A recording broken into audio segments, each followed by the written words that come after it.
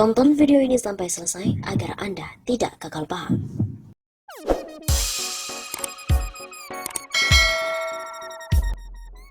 Kekuasaan Presiden Joko Widodo terancam. Pemerintah harus lebih berhati-hati dalam mengambil kebijakan di tengah wabah virus corona, terlebih setelah pemberlakuan darurat kesehatan, pembatasan sosial berskala besar PSBB yang sudah dikeluarkan Presiden Joko Widodo hari ini. Salah satu yang harus diwaspadai adalah wacana penerapan darurat sipil. Menurut Direktur Eksekutif Center for Social Political, Economic and Law Studies, Obaidillah Badrun, narasi tersebut seakan memiliki makna bahwa Presiden Jokowi telah kehilangan dukungan dari parlemen. Dari analisis narasi di area publik, Jokowi sudah mulai ada indikasi kehilangan dukungan parlemen. Buktinya dari pernyataan mayoritas elit DPR RI menginginkan karantina wilayah. Bahkan Ketua MPR Bambang Susatyo yang dari Golkar dan anggota DPR RI dari fraksi PDIP, Masinton Pasaribu juga menginginkan karantina wilayah. Begitu kata Obaidillah Badrun pada hari Selasa 31 Maret. Namun di tengah penolakan, Presiden Jokowi masih bersikukuh menyiapkan opsi darurat sipil bila kondisi sudah tak memungkinkan, atau dalam istilah yang dipakai Presiden abnormal. Mengapa Jokowi menolak usul partai pendukungnya sendiri? Jokowi kini terjebak oleh imajinasinya tentang infrastruktur. Dia mengedepankan pembangunan infrastruktur jalan terus daripada menolong nyawa rakyat yang terus berjatuhan. Begitu kata Obaidillah. Melihat kecenderungan Presiden, analis sosial politik UNJ Universitas Negeri Jakarta ini menilai cara berpikir Jokowi bukanlah seorang negarawan. Itu bukan cara berpikir negarawan. Dalam situasi saat ini yang dibutuhkan Indonesia adalah negarawan. Darurat sipil itu langkah yang keliru.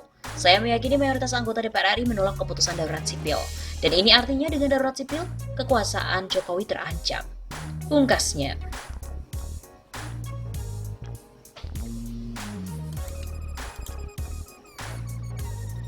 Penolakan pun tak hanya dari parlemen, namun datang pula dari para aktivis. Beberapa jam, Presiden Jokowi yang lalu memutuskan menerapkan pembatasan sosial dalam skala besar dengan disertai dengan pemberian sanksi bagi yang melanggar. Keputusan itu diambil untuk menekan angka penyebaran COVID-19 yang semakin meningkat dan juga masif. Namun pernyataan Jokowi ini mendapatkan penolakan dari koalisi lembaga swadaya masyarakat yang terdiri atas LSAM, Imparsial, LBH Jakarta, LBH Masyarakat, LBH Pers, ICW, PBHI, Pilnet, Indonesia, dan Kontras. Mereka menilai status darurat sipil saat ini tidak tepat karena tidak sesuai dengan perundang-undangan yang berlaku. Menurut mereka, pemerintah harus mengacu pada Undang-Undang Nomor 24 Tahun 2007 tentang Penanggulangan Bencana dan Undang-Undang Nomor 6 Tahun 2018 tentang kekarantinaan kesehatan. Sebelum penetapan masa tanggap darurat nasional, semestinya Presiden Joko Widodo melakukan penetapan status darurat bencana nasional yang tertulis pada pasal 51 ayat 2. Selain itu, koalisi LSM mendesak pemerintah untuk membuat alur komando kendali bencana yang lebih jelas. Mereka mengatakan tidak adanya pengaturan struktur kodal bencana dalam Kepres nomor 9 tahun 2020 membuat penanganan bencana COVID-19 berjalan secara parsial dan tidak terkoordinasi. Koalisi LSM ini menilai pemerintah belum saatnya menerapkan keadaan darurat militer dan darurat sipil. Seharusnya pemerintah dapat mengoptimalisasi penggunaan Undang-Undang Kekarantinaan Kesehatan dan Undang-Undang Penanggulangan Bencana yang masih dapat dilakukan pemerintah dalam penanganan wabah ini. Presiden Jokowi dalam rapat kabinet terbatas melalui telekonferensi video dari Istana Kepresiden Bogor, Jawa Barat, menginstruksikan dilakukannya pembatasan sosial berskala besar dengan tingkat disiplin yang tinggi. Bahkan pembatasan sosial itu menurutnya perlu didampingi kebijakan darurat sipil untuk mencegah penularan lebih luas. Dalam menjalankan kebijakan pembatasan sosial berskala besar, saya minta disiapkan aturan pelaksanaannya yang lebih jelas kepada provinsi, kabupaten, dan juga kota, sehingga mereka bisa bekerja. Begitu kata Jokowi. Baru sekitar 1 jam Jokowi menetapkan darurat sipil atas kondisi negara, namun pernyataan itu segera diluruskan atau diralat. Namun bukan Presiden sendiri yang meralatnya, akan tetapi justru anak buah Jokowi, yakni juru bicara Presiden Fajrul Rahman.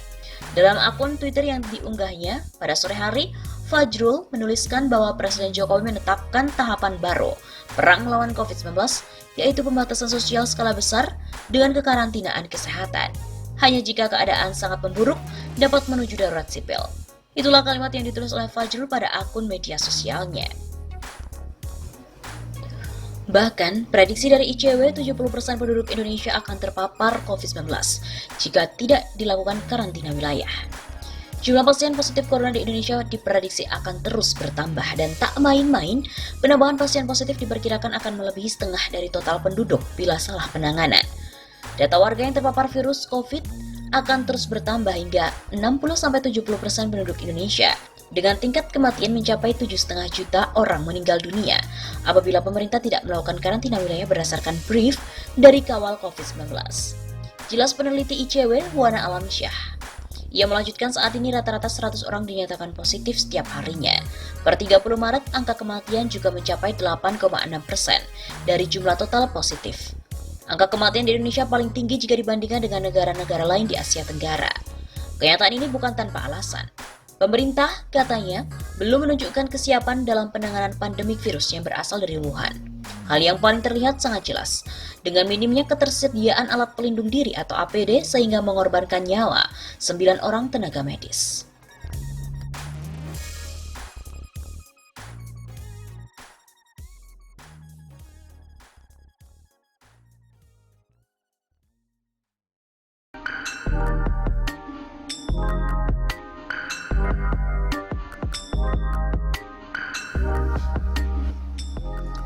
Jokowi bisa dilansarkan jika ia sengaja mempertaruhkan keselamatan rakyat dari virus corona demi pariwisata.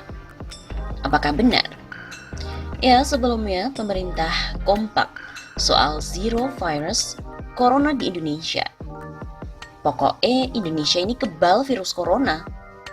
Mau seluruh negara-negara jiran kompak buka data negaranya, sudah kedapatan kasus virus corona kek. Mau Arab Saudi menangguhkan visa jamaah umroh Indonesia demi antisipasi virus kek? Ataupun mau Perdana Menteri Australia Scott Morrison meragukan Indonesia kebal virus corona kek? Ya masa bodoh. Hari ini pun istana kartu zero virus corona itu pun runtuh. Presiden Jokowi sendiri yang mengumumkan 2 orang sudah jadi suspek virus corona. Konon pun lokasinya di Depok, Jawa Barat. Pemerintah juga belum menjelaskan sudah sejauh mana penyebaran wabah ini. Apakah para medis atau pengunjung rumah sakit lokal di Depok itu sebelum dibawa ke rumah sakit infeksi Sulianti Saroso tidak ada yang terjangkit. Ketidakjelasan pemerintah karuan membuka sumbatan kecemasan daerah akan wabah virus corona. Gubernur DKI Jakarta Anies Baswedan buka kartu perkembangan pengawasan virus corona di ibu kota, termasuk membentuk tim pengawasan. Gubernur Ridwan Kamil menaikkan status Jawa Barat menjadi siaga 1. Ada pula kabar suspek virus corona di Padang, dan sebelumnya di Bali. Kedepannya pun saya yakin kabar berita semacam ini terus akan berlanjut. Rakyat Indonesia dari Sabang sampai Merauke pun pasti makin heboh. Karuan sih, publik bertanya-tanya, kok bisa kebobolan begini? Sejak awal sih, publik memang nggak percaya bahwa Indonesia ini zero virus corona. Pasalnya setiap tahun setidaknya 2 juta pelancong Tiongkok bertandang ke Indonesia. Apalagi virus corona sudah mewabah di negara-negara jiran. Ditambah dengan wilayah yang begitu luas, banyak pulau dan ratusan pintu untuk masuk, resmi dan tidak resmi ke tanah air ini. Tapi ya pemerintah tetap ngotot. Publik pun dipaksa untuk percaya. Soal suspek virus corona di Jateng yang tewas itu misalnya diumumkan terjangkit flu babi. Padahal setahu kita flu babi kan sudah ada obatnya, ya kan? Jadi ketika pemerintah ngotot Indonesia itu zero virus corona sesungguhnya sudah nggak ada kepercayaan publik terhadap pemerintah.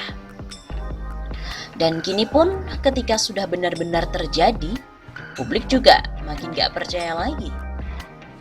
Apalagi pemerintah ini terkesan santuy. Lihat aja lah Jokowi yang membahas wabah ini dengan cara duduk di sofa bersama dengan Menteri Kesehatan Terawan Agus Putranto. Pemerintah ini seolah-olah ingin menegaskan bahwa virus corona ini cuma soal yang sepele. Mungkin pemerintah khawatir isu virus corona bakal membuat rontok sektor pariwisata Indonesia. Bukankah demi hal ini pemerintah sampai berencana membayar influencer? kebijakan ini benar-benar kontradiktif dengan banyak negara lain yang memberlakukan kebijakan khusus untuk melindungi warga negaranya dari virus corona. Mulai dari pembatasan orang asing yang masuk ke negaranya, membatalkan ajang-ajang internasional hingga pembatasan wilayah tertentu. Rakyat Indonesia pun bertanya-tanya, apakah duit pariwisata itu sebanding dengan keselamatan rakyat Indonesia? Bukankah konstitusi secara tegas mengatakan bahwa tujuan negara adalah melindungi segenap tumpah darah Indonesia? Kengototan pemerintah akan Indonesia yang zero virus corona itu harus diusut.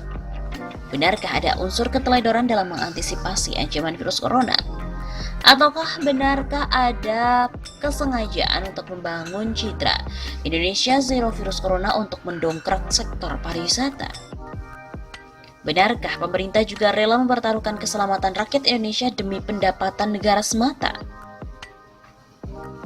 Menteri Kesehatan Terawan harus bertanggung jawab. Juga Menko Polhukam Mahfud MD dan Menteri Luar Negeri Retno Marsudi. Bahkan, jika unsur kesengajaan ini terbukti, tidak tertutup kemungkinan Presiden Jokowi dilengsarkan atas tuduhan melanggar konstitusi. Dan kita bisa berkaca pemaksulan ini lewat kehebohan yang melanda Korea Selatan. Ratusan ribu rakyat negeri ginseng itu telah mengajukan petisi menuntut pemunduran diri Presiden Moon Jae-in karena mereka menganggap bahwa dia dianggap keliru mengatasi wabah virus corona.